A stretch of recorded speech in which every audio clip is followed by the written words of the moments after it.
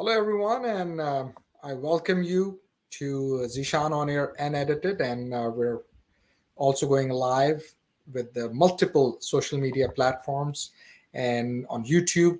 We're live on social media, other platform, Instagram, and obviously Facebook Live. And I would like to thank all of these social media platforms because life is of the essence here, and I cannot emphasize this enough that in the past 24 hours and then the past 48 hours, more people have died in Palestine or occupied territories, as they should be called by everyone, and even in Gaza and also in Rafah. And Rafah is the region where anyone who would like to go and help with all these different non-profit organizations, then that's the place where they go to Cairo, and then they enter from Cairo, from Egypt to Rafah. And that basically has gave me this epiphany and aha moment that that's the reason why uh, many individuals, and especially those who have been labeled as war criminals by the international organizations. And when I call international organizations, whom I'm talking about, Human Rights Watch, Amnesty International, even UNRWA, and also United Nations, and even the world organizations and the World Justice Court, where the lawyers who are presenting this case against the state of Israel, they're saying that let's talk about what is anti-Semitism and the definition of anti-Semitism. It's very easy. All you need to do is just Google it. And when you Google it, I would take you to the US State Department definition. And when you go to US State Department definition, I'm telling you, and I will not be surprised, in very few weeks and months, they will even try to change this definition, because that's how the crimes against humanity continue to happen, because they try to change the goalposts and they continue to basically raise the level of evilness. I don't have any other words to even put it, because that's how it's so important that humanity is at stake and no one cares. And when I say no one cares, especially those who are our elected officials at all levels, local, state, federal level, the very few that I would say are really kind and good, and I really admire them. And most of them, they're just in it for themselves, and they will be wishy-washy. They will not give you a straight answer. And when I say that, I am sorry to say, even those who look like me, and even those who may share the same faith that I have, and those of you who know me very well, that this is not what we thought we would be getting ourselves, but this is 2024 and it is what it is. And unfortunately, our politicians, especially when they get elected, they become even worse in terms of how they continue to preach us. They do not show through their actions. Remember, preaching and any kind of statements or discussions, that is the duty of you and I, because we are private citizens. We could be activists, we could be in politics, and we could be leaders, and we could be in any walk of life from any different fields that we are experts in. Our right is to speak and speak freely. So let's look into the definition of anti-Semitism, because there's a lot of paranoia out there, and obviously people's lives, they are at stake. And then what happens is, a lot of people, they are even targeted. For example, Asna Tabassum, she's the valedictorian, and she earned her right. She is, in fact, at the top of her class in 2024, and USC, University of Southern California, they simply refuse to let her speak at her graduation and at the graduation ceremony, because she earned it. So let's make this as the last generation where in America anyone would not be allowed to speak up for whatever reason. And we know exactly what those reasons are. And that's why they're under fire. And hats off to Asna Tabassum. What a courageous and brave leader she is, and she has been interviewed everywhere. And this is the beauty of the laws of nature. And if you are a spiritual, or if you believe in God, that the more you will suppress free speech, the more you will suppress people, the more it will in fact propagate it, and at a magnitude and at a scale where you cannot even imagine. Otherwise, if Asna Tabassum was just speaking, or they would have allowed her to speak at her University of Southern California's graduation class of 2024 ceremony, then only people who basically were there, and maybe some of her speech may have gotten viral or what have you, but the kind of international attention and the national fame that now she has received, she would not have had received it if these pro-Israeli, pro-Zionist lobbies were actually attacking her and went after her. So it's pathetic, but it's also music to my ears that how these people, they basically, for them, it's like they're so scared, is scared. They are literally very, very scary, scared in a sense that all they try to do is bully and try to put people's livelihoods or their reputation, or they go after them at risk, and then they say that, oh, we are for peace, or we are actually trying to save people or from security or what have you. I mean, I can go on and on, but you know what is happening, and that's wrong. What happened to Asna Tabassum, it could happen to anyone. But it is where people like you and I, we have an obligation and our duty to continue to speak up. So here is the US Department of State defining anti Semitism. You can go there. It's very simple. The URL is there, and it's a state.gov / defining and dash anti-Semitism. And you can certainly just Google it, and all you need to Google it is just anti-Semitism definition by State Department, and you will reach to this website. Is by the federal government, because the Department of State is part of a federal government, and you will see this. The Department of State has used a working definition along with examples of anti-Semitism since 2010. On May 26, 2016, the 31 member states of the International Holocaust Remembrance Alliance, IHRA, of which the United States is a member, adopted a non-legally binding, quote, working condition, unquote, of anti-Semitism as its plenary in Bucharest. That's obviously in Europe. This definition is consistent with and builds upon the information contained in the 2010 State Department definition. As a member of IHRA, the United States now uses the working definition and has encouraged other governments and international organizations to use it as well. Now, I won't go into the entire document, and it is obviously non-legally binding, but the important point that I would like for all of you to basically consider and raise here is this one. To guide IHRA in its work, the following examples may serve as illustrations. And these are just examples, right? But important examples. For example, manifestations might include the targeting of the state of Israel conceived as a Jewish collectively.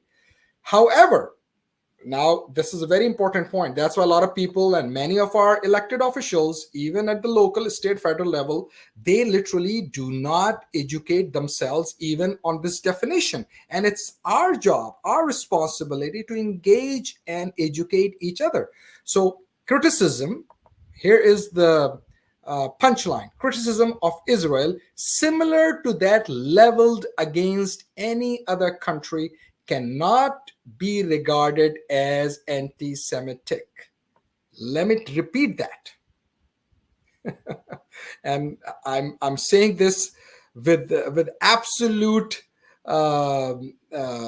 conviction and with absolute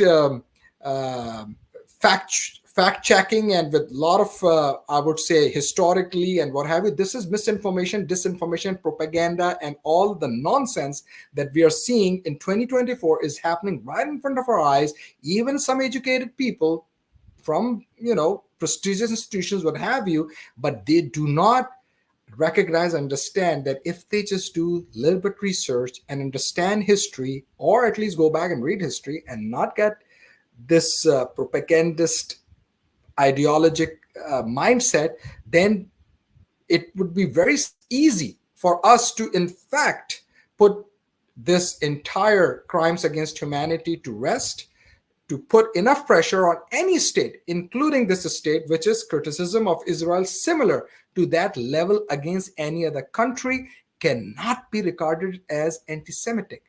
So, my dear friends, what does that mean?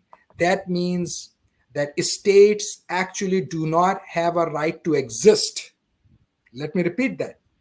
States, all these different international states, right? We're not talking about the United States, or we're not talking about states in the US. We're talking about any state in the world does not have a right to exist. The only rights to exist are the people's rights. People have the right to exist because any state, if they get engaged into war crimes, into genocide, any state, let me repeat that, any state, when they get involved into genocide, into war crimes, according to the international law and according to the Hague and International Criminal Code, International Justice Code, they all agree that then that particular state obviously is putting themselves at risk, because if that state becomes a state that would actually, according to UN Charter, would harm other individuals and people within their state, then obviously that state has an issue, and that's why people have the right to exist. So it's a very simple matter. Unfortunately, many of us, we are busy with our lives, we're busy with working and business and in different fields. We are not paying attention. So I really urge you today that please get out, talk to your local officials, talk to your state national representatives. It's incumbent upon us. You take pictures with them, fine, take pictures with them, but just not stop at just taking pictures. Every day people are dying. And what uh, kind of crime that they have committed, that they are putting those people to death?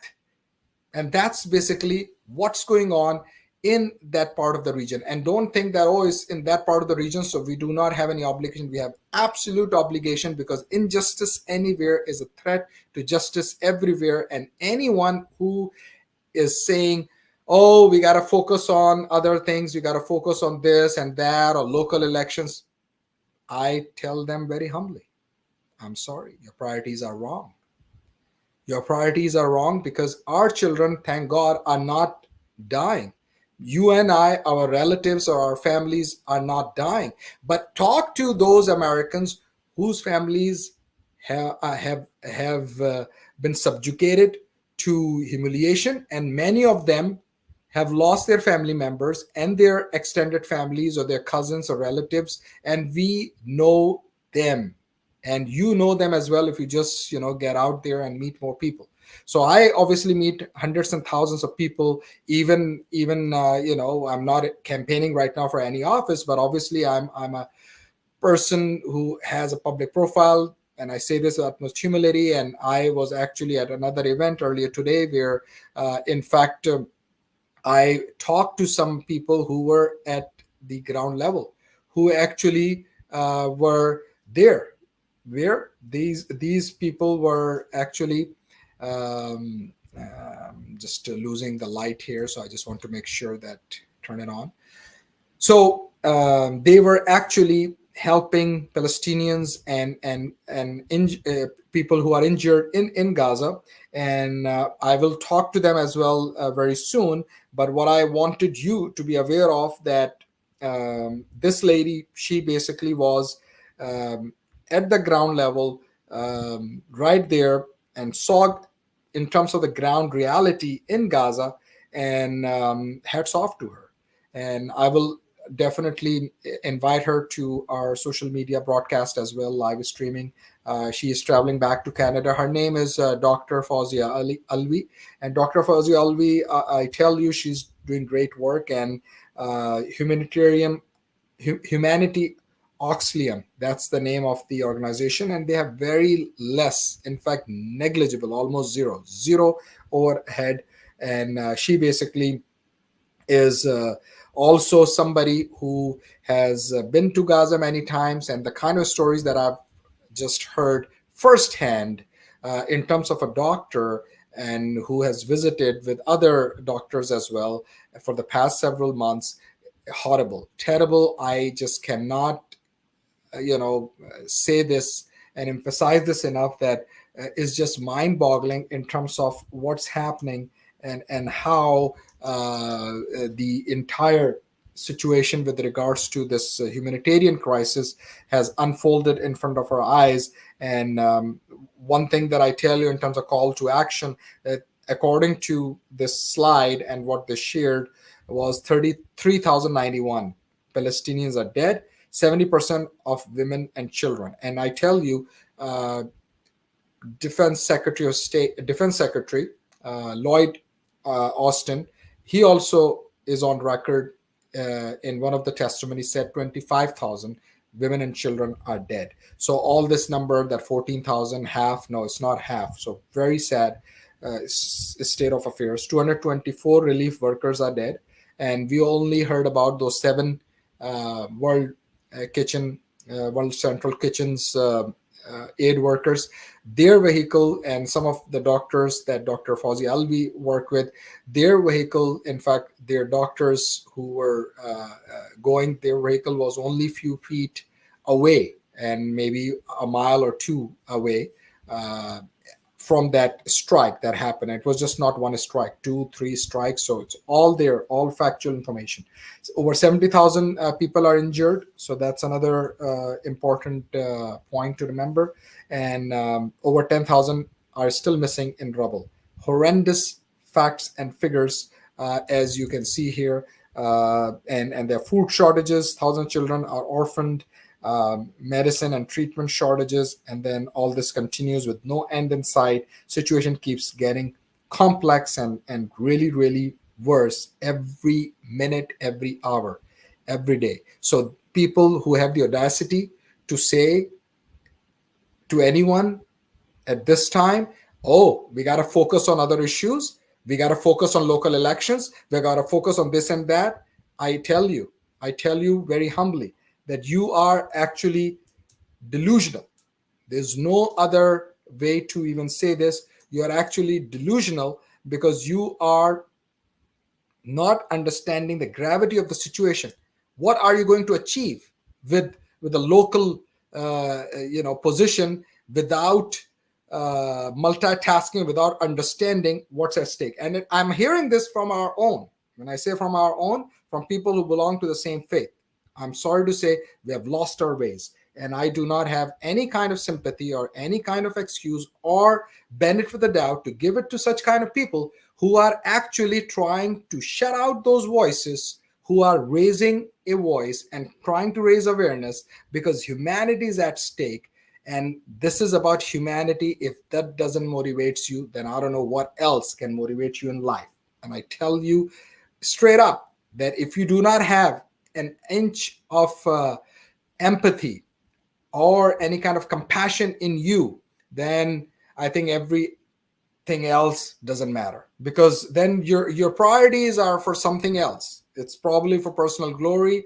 Maybe you just wanted to get elected. Maybe you just want to stay in power because you're power hungry. You love, people come to you, take pictures, what have you, get all this attention. Maybe you have ADHD, attention deficit hyperactivity syndrome or disorder, ADHD.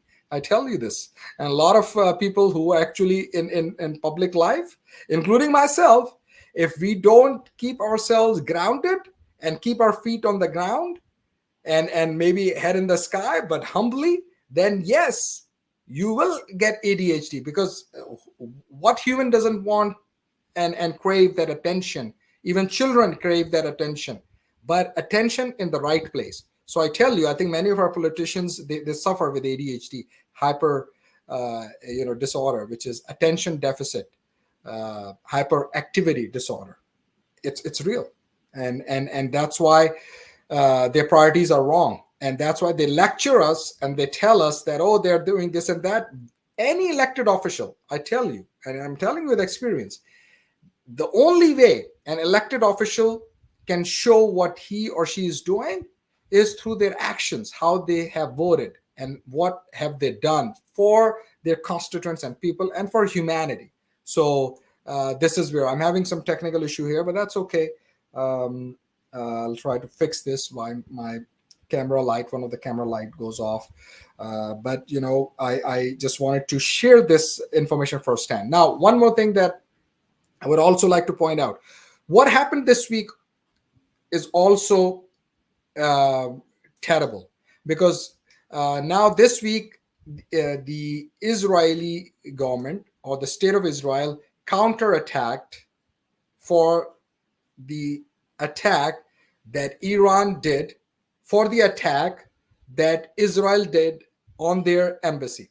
You see how it's becoming convoluted? That's how a common person, they lose track of, okay, who's doing what, and what's happening, why are they attacking each other, because obviously we're not paying attention. We are actually at a point where there's so much going on, and it's very difficult and hard to keep up and stay truth to facts and stay true to the factual information.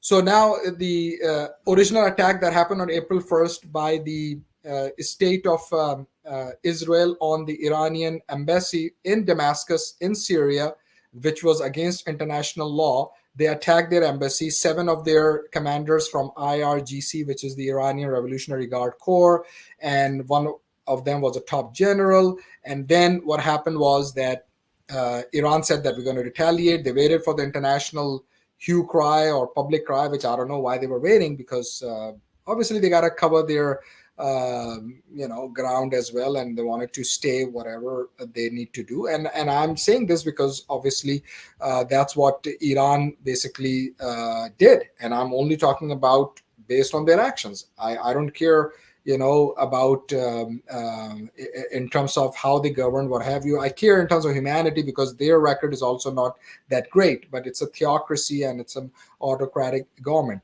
But that being said, as a sovereign nation, they have every right in the world in terms of self-defense. That's Article 51 of UN Charter. So they did. And I'll tell you about right to self-defense as well in a minute, because some of our own elected officials, they dropped the ball. And they did. Two Texas representatives. I put this on my social media, and I'm saying it now. Bhojani and Lalani, both of them, they voted yes in the state legislature, which is in Texas, that yes, Israel has a right to self-defense. However, on October 27th, later, a few weeks after this whole October 7th attack, the US Congress, when they voted on, hats off to Congressman Al Green, he voted no. Hats off to Congresswoman Ilhan Omar, she voted no. Hats off to AOC, Alexandria Cortez, right? AOC, she goes by that name. So she voted no. Congresswoman Rashida Tlaib, she voted no. And then there were 4 or 5 more. Altogether, there were 9 US congressmen out of the House, 435.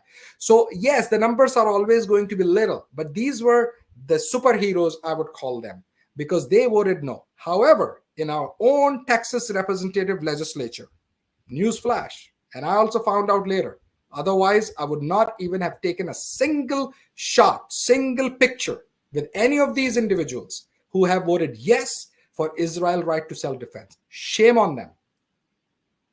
Shame on them, because they come from the Muslim community. They are one of us. We elected them, and they have the audacity to vote yes for Israel to right to self-defense, knowing fully well that what happened on October 7th was not the beginning of humanity. That was not the Big Bang or the world history or entire world or the history in the Middle East. It started on October 7th. That's why their hands are also covered in blood. Let me say that, repeat it, and I'll repeat it. I will not apologize for humanity.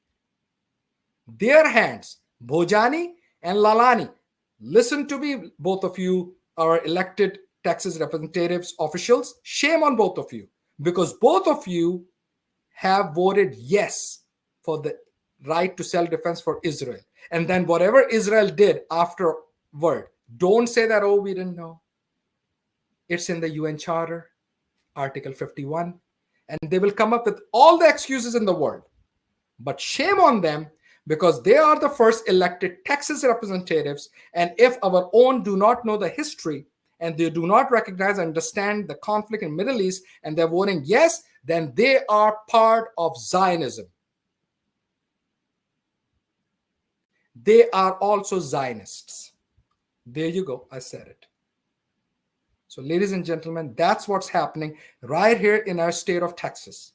The first 2 Texas Muslim representatives, that we elected. No matter what else you do later on, in legal law, it's called void ab initio, meaning it's void from the beginning. If there is something that you do or some case or something, and I'm not a lawyer, but I have enough, friends, and I've spent enough time with the good attorneys, let's put it that way. So these two Zionists, allegedly, let's put it that way, so they are, and it's free speech, and they are public officials. So I can actually say whatever I want to, but I'm still, holding myself back. But their hands are covered in blood because both of them, Bhojani and Lalani, they voted yes to Israel's right to self-defense. Let that sink in. Let this whole huge cry. I want a public outcry. I want them to actually resign from their official positions. That's exactly, if they have an inch of humanity in them, they should actually resign on this, because it doesn't matter what else you have done after that, because the damage was already done. You should have said no. You should have done whatever was in your power. The entire community would have been behind you. But now we cannot be behind you because you voted yes on Israel's right to self-defense. Why Congressman Al Green, we respect him? Why do we respect Rashida Tlaib, Congresswoman? Why do we respect Congresswoman Ilhan Omar? Why do we respect AOC and many others? There are 9 of them. You can go and look at my Facebook post on that as well, and you'll see it, that these are the heroes, these 9 individuals in Congress. Because when the Congress, the first vote that occurred for Israel's right to self-defense, they said no, because there's a history. Whenever Israel say that we have a right to self-defense, they go ballistic. They go beyond crazy, and they go beyond evil. So as a human, I cannot sugarcoat this stuff. This is Zeeshan On Air Unedited. I'll say it like it is. So, unfortunately, April 1st, going back to that initial story, that April 1st, Israel attacks. They wanted to deflect. They wanted to distract us, because now imagine all the pressure was for the humanitarian aid, because this war has now entered into 7 months. And I should not even call this war, because war is, according to international law, and I don't know if there is international law anymore, because that's between 2 equal parties or people who have actual armies. There's no army. Palestinians do not have an army. They may have a counter-insurgency, or like Dr. Cornel West said, they have a counter-terrorism organization. Yes, US declared it as a terrorist organization. Go figure. But when 2 parties, they do not have air force, when one of them do not have air force, Palestinians don't have air force, they don't have navy, they don't have what you call army. So what kind of war is this? It's a one-sided war. The other side is completely unarmed. Yeah, they may have some counter-insurgency group. Yes, there could be proxies that Iran has, and sure, it's a big world. They can have as many proxies as they want. We are not the only one living in this world. I mean, there are other people living in this world as well. So as an American, I am ashamed that we are not understanding the entire truthful and factual information that is not shared with us with the mainstream media. And now, because of the social media, and thanks to the social media platform, that we are even able to get the bits and pieces of information. Even that is huge, because another hopeful candidate, and right now, many people are scratching their heads that what should we do in November. I think, what you will need to do in terms of voting, and you got to vote. Some people are saying we're not just going to vote for any presidential candidate, and I don't blame them. Although publicly, I will always say that, vote for an individual that you can relate with. And if you think you cannot relate with anyone, then don't vote for that individual at any level, local, state, federal level. Although I always would say as a Democrat that yes, vote for Democrat. That's all political correctness, right? But in your heart that many people are leaving it blank. And that's okay. You can leave it as blank at the top level, at the presidential level, or maybe for a third candidate. However, this is where President Biden has to explain, and he cannot explain, I'm sorry to say. So April 1st, that's when the Israeli government, and Benjamin Netanyahu is leading it, so obviously it's the Israeli government. So they made a conscious decision to attack Iran's embassy in Syria. And the reason for that is, so we all this humanitarian aid, all this permanent ceasefire talks and negotiations, and all this a pressure that was already building up on the state of Israel. They said, okay, what should we do? It's like, deflect, right? So they said, okay, let's divert the attention. So they attacked Iranian embassy. That embassy in Syria got attacked. Iran should have restrained, I would say. And some people, and I know last week I was of the viewpoint that yes, they did what they did, and there were 300 plus decoys, and then three or four strikes, and they gave 72 hours, and they told all their friends and family. It was like literally something that nothing happened actually, right? Some bases were attacked, some Air Force base of Negev desert somewhere in Israel, and even then there were some craters, and they will not share the information if in fact there was some infrastructure damage, because that's what propaganda is, and they will classify it, right? So now that happened. They gave 72 hours and they waited for 2-3 weeks, what have you. This is factual. This is what happened, right? And then last week on Friday, 1:45 a.m. in the morning, Israelis, they were sleeping. They had to rush to their bomb shelters, and nobody but themselves to blame, because they still have Benjamin Netanyahu as their prime minister. They could have elected somebody else, and who else could be elected, because maybe someone else who would come after Benjamin Netanyahu could be 10 times worse than him. So we don't know, because there's a very extremist, right-wing, ultra-extremist government in Israel, and that's what Benjamin Netanyahu is basically doing, because it's a very loose coalition, and he is working with those extremists in the government. So they attacked the Iranian embassy in Damascus, and then we saw what happened in retaliation. And now, after all the pressure that basically was also building up, and with these 7 humanitarian aid workers from World Central Kitchen, not one strike, not 2, but 3 strikes, they were surviving those strikes.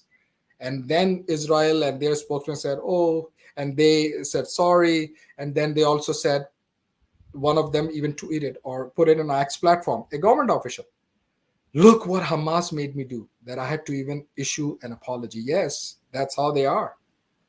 It's very difficult for them to issue an apology, because they are unapologetic. So, ladies and gentlemen, then Israel could have shown restraint, but no, they attacked Iran as well. And now we are in this mess again, that now Iran may counterattack. And this can continue like a ping pong, like a tennis game, and everyone has forgotten about the victims, because now the whole world's attention is on, oh my gosh, a World War III will be started. Yes, I'm worried about that too. But for Palestinians, World War III is already going on. They have already lost children. Their children and their parents, they have the same aspirations. They want to put their children to bed as well. Yes, some of you may argue, oh no, Zeeshan, what are you talking about? They want each and every Palestinian to basically go and kill non-Palestinians who basically are the oppressors. That's not the case. When I met people, and I just met a couple of hours ago, some people who were in Gaza. So I just don't shoot from the hip. I actually do research and then talk to people. And even though I have already been receiving tons of information, credible news sources, and because of my background in journalism, as well as an independent investigative journalist as well, and I do research, even in that case, and even getting information from Amnesty International, Human Rights Watch, United Nations, UNRWA, the relief agency for the people from Palestine when Nakba happened in 1948, which is a catastrophe. That's the name in Arabic, when basically that's the term Palestinians basically use. So now they have come up with all these terms. Oh, pro-Palestinian, call us whatever you want to call us. It doesn't matter. The game has now reached at a level where people are not going to back off. You can literally ban as many asna tabassums as you want. But now we are at a point in history where we got to be on the right side of history and right side of humanity. So this is where this whole week, last week, was a mess again. People are still dying in Gaza, in Rafah, and they are getting injured. They were playing table football, the foosball or the table uh, uh, game, the arcade kind of a game that we have here everywhere, pretty much in different restaurants or different entertainment, recreational complexes. And these children, these brothers and families, they were literally even in rubble, and even in those camps people have donated, and these are children, they got to get educated, they got to play, and they have to be like children, like any other children, any other child in the world. So they were playing those table football games, table soccer games, and the strike came, and brothers lost brothers, real blood brothers and cousins and families, and then again the same story. And they were also, I would say, according to the state of Israel, must be terrorists, or maybe one day they will, grow up and become an adult and become terrorists. And you can name whatever term you want to name them, but they are not terrorists to me and to many other people in the world, because they are freedom fighters. They're fighting for their independence. They're fighting for their survival, and they're fighting for humanity. They're fighting for their life. So, our elected officials, if they do not understand and comprehend this simple, basic humanity 101 concepts, and we have to sit down and explain to them, then shame on us. I am telling you, not shame on them, shame on us. Fool me once, shame on you. Fool me twice, shame on me. So, ladies and gentlemen, I want you to take today's Zeeshan On Air Unedited one message, if you can take, that do what you're doing, continue to put pressure, don't back down, do not think that your voices do not matter. There are very few people, because of paranoia, because of fear, are showing up in different protests for humanity, and they could be pro-Palestinian protests. But the reason not many people are going there, in my humble opinion, because there is this fear and paranoia that the Zionists have created through mass media, through their control of media. Oh, we can fire anyone we want. We can stop Asna Tabassum if we can. And they did.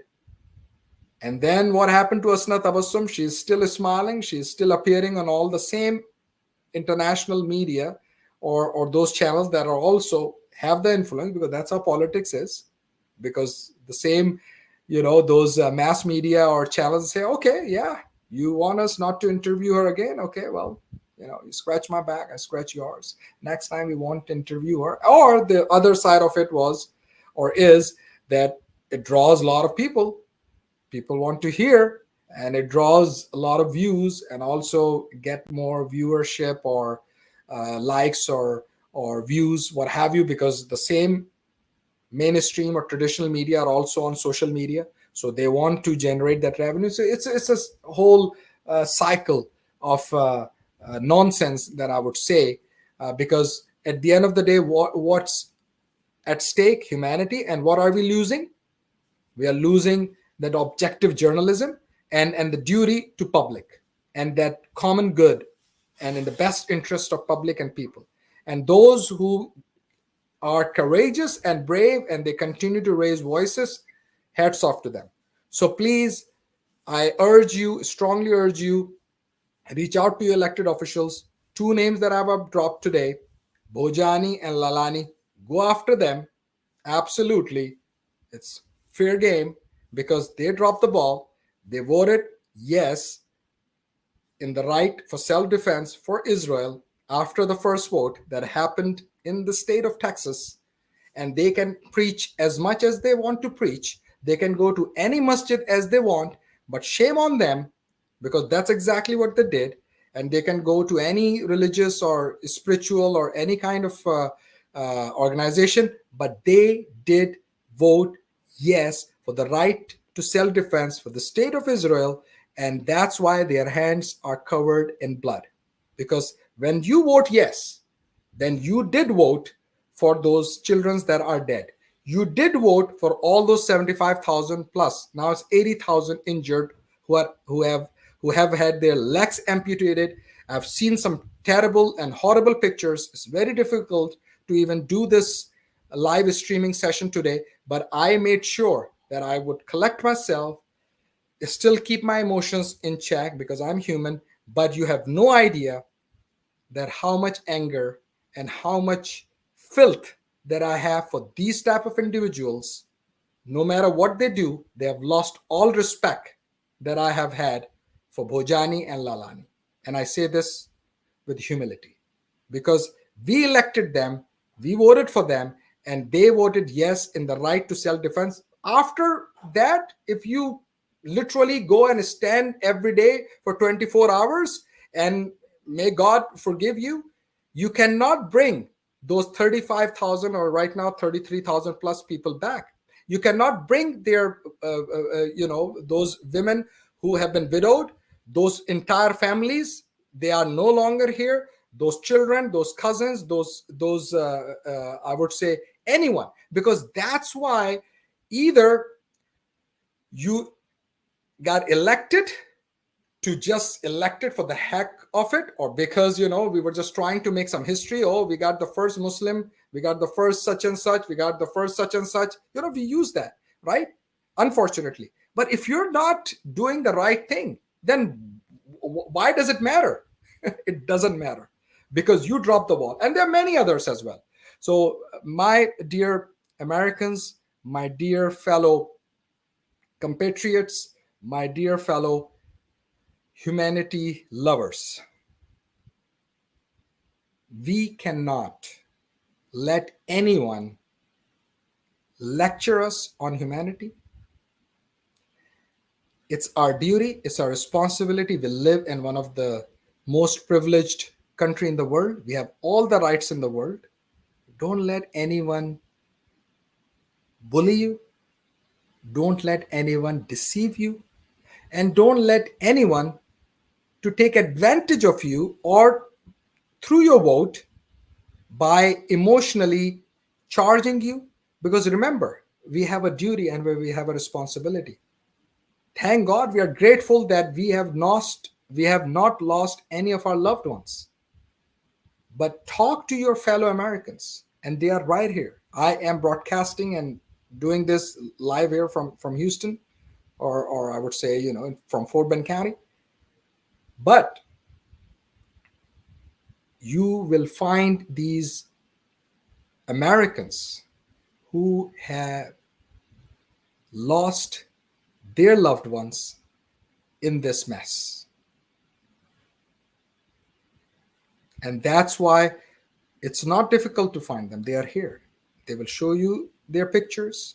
They are real people.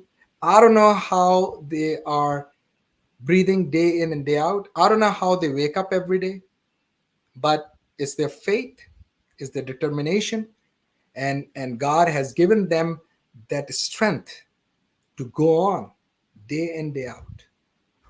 Even those who lose their family members or their loved ones through natural death or through an accident, what have you, we have so many of those as well. Imagine what they go through, and we know many of those family members or those neighbors or our fellow Americans. But this is the time, this is the best time for you and I to engage people, talk with them as a human. I know emotions are high, and I know this live broadcast is also going on for some time now, but it's incumbent upon us. The whole point is Irtaza Ali Rana is saying that Zeeshan Bhai is nobody. Irtaza, Zeeshan Bhai is in our language we say Bhai as a brother. This is humanity. What would Zeeshan or any one of us, there's a verse from our holy book Quran, and we believe in Jesus, by the way. So all of my non faith who don't share the same faith as me, and I'm friends with many of them, so many of them. We have this verse in Quran, and it says, and it starts with the name of God, the most beneficial, the most merciful, compassionate. And the verse in Arabic, and I'll read a little bit, and then I'll translate it. Kullu nafsin zaikatul maut. And that translation is that every soul has to taste death. And that's a reality. You and I, we won't be here forever. All these elected officials and all these people from all different walks of life, one day we have to taste death. And that's why it's called that every soul has to taste death. And that's a very, short verse. And it transcends with everyone. It's a book of guidance for everyone. Pick it up, read it, and your eyes, and you'll be enlightened. Your eyes will open up. And that basically is telling us, and the interpretation of it is because whenever we taste something, right, we eat something, we always, whether it tastes good or it tastes bad. So when I would taste my own death, I want to taste the sweetness that at least I did whatever I could within my own capacity. And that's all we can do. We have a role to play. Each one of us has a role to play. And I tell you, and I leave you with this last final thought. The first Jummah prayer, the first Friday congregational prayers, we call it Jummah prayers. And many of our friends, at least in Texas, they know when I speak even these traditional or these cultural or even religious terms, just like kosher, when my Jewish friends, because remember, Jewish Voice for Peace, they are against this. What I'm saying, they're also saying the same thing. Unfortunately, many of us who basically are not as engaged as many other people from all different other cultures and faiths are engaged. So the first congregational prayer, the Friday prayer, the Jummah prayer, we call it, and it was this sermon, and that preacher, or that khatib, we call it, the preacher, that's the word. His name is Imam Taqir Shah, and many of us, we know him. And it's a beautiful khutbah he gave. It was truly inspiring. And he said, and that was just 1 week, the one first Friday after the October 7th. Because remember, history didn't begin on October 7th. For us, for many of us who know exactly what's going on, who understand world history, who have, people who have traveled all over the world, many Americans, they don't even travel outside of their county, and many don't even travel outside the state. So, whatever the traditional media show them, that's basically what they know. So sometimes I feel sorry, because ignorance is bliss, and if you don't know, you just don't know. So it's incumbent upon us to share that. So what happened in that sermon, he said that, and I'm paraphrasing, and I posted it as well on my Facebook account. And that sermon, basically the synopsis of it was, it's our role and capacity, and in whatever role and capacity, we got to make sure that we actually do whatever is necessary. If it's about making phone calls to elected officials, if it's about talking to your neighbor, if it's about educating your coworker, if it's about voting, whatever. And I'm adding some more words now. But his idea was that in our role and capacity, we got to make sure that we just do not live like, individuals who basically are, in fact, one Palestinian child rightly put it as that they are alive and we are dead. Maybe we are semi-conscious, or those of us who actually know and understand and trying to make a positive difference or in whatever role and capacity. I say, and this is my opinion, that maybe we are semi-conscious. We are still not fully awake. They are actually living. We are dead. So that is something. If you can understand the philosophy and the concept and the essence of humanity, then you will understand and recognize that what I'm saying truly will touch your heart. And I know it, I feel it. And that's why when I was at this event just a couple of hours ago, and this woman, Dr. Fauzi Ali, and hats off to her, she's Canadian. How many American doctors have you actually come across with have paid a visit to Gaza? I'm just asking a question. How many doctors in our city, because I'm only going to talk about our city right now, or maybe in the state of Texas, let's raise the bar, or maybe in the United States of America. There are few with Doctors Without Borders that I know. But how many doctors that you know have actually gone to Gaza through Rafah? That's the reason they were trying to even bomb and invade Rafah as well, because how come the aid and humanitarian relief is coming through Egypt? That's the evil we're talking about, folks. Because they do not want, because they're not humans. They already said it. They are animals. Like Basim Yusuf said, right? Kill a dozen, kill 10,000, kill 100,000, maybe kill a million. There are only 2.5 million, right? So, unfortunately, only, right? So, kill as many as you want because they're not humans. So, how many doctors do we know have gone to Gaza and actually, you will not be the same person? They put their lives at risk. When those seven aid workers, only one was Palestinian, other six were foreign nationals. One was a dual national, US and Canadian. The aid worker from WCK, World Central Kitchen, and the other, the Palestinian. There was only one Palestinian. Then there was three from UK, and then there were some other Slovenian and some others. That was the outcry. Oh my gosh! The entire world came to a still. Oh, these seven World Central Kitchen workers are now dead. You know, right now the number is 234. That's the number. The humanitarian aid workers who have lost their lives and their cars are marked. Their routes are all planned. So I don't know what is it. It's beyond evil. And if you have humanity and if you have an inch, an iota of humanity in you, if you're breathing and eating and living, but if you don't have humanity, if you don't have that compassion and empathy, then nothing else matters. And that's my opinion, and I stand by it.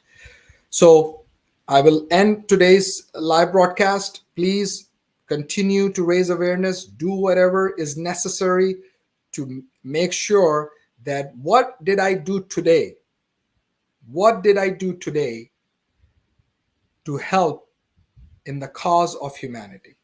If we live with this mission, then you will understand when Dr. Martin Luther King Jr. said that it's not the cruelty and oppression. It's not the cruelty and oppression by the bad people, but it's the silence over that by the good people. That basically is what, really, really tells us a story. There's not the cruelty and oppression, but the bad people is bad, right? I mean, it's the silence of the good people. So the silence means consent, and silence can happen in two ways. One is you know what's going on and you are silent. That is, to me, is a crime. That you are silent. Silence means consent. And if you know and you're still silent, and that is obviously, at a scale where I personally believe that you can never reconcile with yourself.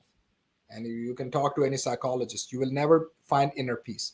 And the second category is ignorance is bliss. At least I don't blame them because they don't know.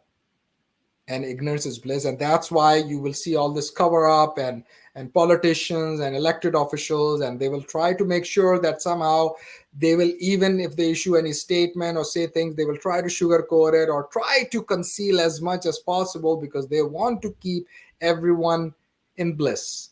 Ignorance is bliss, but that's not humanity because truth eventually comes out.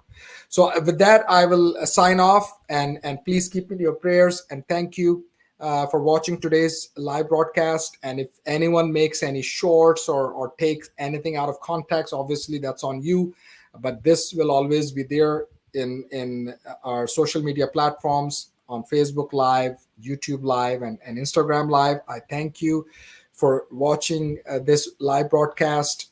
And this is Zeeshan On Air Unedited. And I obviously want to make sure the only intention I have here is for humanity. I respect everyone. I respect all people from all different cultures and faiths, and that's a disclaimer. But when humanity is at stake, and if we don't, that's the least I can do. And obviously, I'm doing my best to even talking and raising awareness at whatever platform that I can get.